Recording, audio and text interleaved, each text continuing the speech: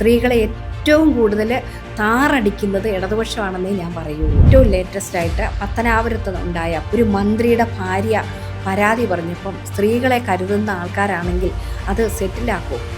Police കേസെടുക്കാതിരിക്കുമോ? ഒന്നും ചെയ്യാതെ ആ സ്ത്രീ ഇപ്പോഴും ഒരു മന്ത്രി ഭാര്യ. ഇന്നിപ്പോൾ നമ്മൾ വിവാദത്തിൽ ഒരുപാട് കേൾക്കുന്നുണ്ട് ഗണേഷ് സാറിനെ കുറിച്ചുള്ള കാര്യങ്ങൾ. ഇത്തരം ആൾക്കാർ സമൂഹത്തിന് ശരിയാവില്ല, ഒരിക്കലും ഒരു മാതൃകയല്ല. അപ്പം തന്നെ 5000 പ്രണയങ്ങൾ ഉണ്ടാകുമെന്നൊക്കെ അങ്ങ് വിളിച്ചു പറയല്ലേ.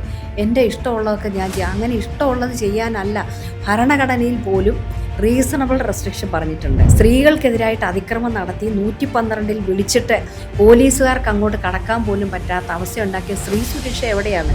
ആ പ്രസ്ഥാനത്തിൻ്റെ അപജയമാണത് കാണിക്കുന്നത്. മൂല്യച്യുതി, ഏകാധിപത്യം, പറയുന്നത് കേട്ടോണം, അടിമകളായിട്ടിരുന്നോണം.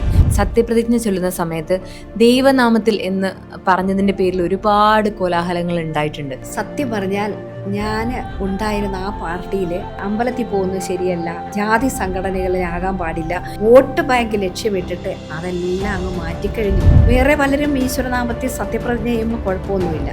അപ്പോൾ ആളിനോട് വ്യത്യാസം. ഇതൊക്കെ സന്ദർഭത്തിനനുസരിച്ച് വെറുതെ ഒരു ഷോ മാത്രമേ ഉള്ളൂ എന്നാണ് എനിക്ക് പറയാൻ. ഒതുക്കുക, സൈഡ് ലൈൻ ചെയ്തു പൊതുമണ്ഡലത്തിലേക്ക് പൊതുജനങ്ങളുമായിട്ട് ഇടപെടേണ്ട, സംഘടന മാത്രം നോക്കിയാൽ മതി എന്നുള്ളത് വല്ലാത്ത ക്രൂരമായ ഒരു അവഗണനയല്ല. അതാണ് സംഭവിച്ചത്. അതുകൊണ്ടാണ് പൂർണ്ണമായിട്ടും പാർട്ടി വിട്ടത്.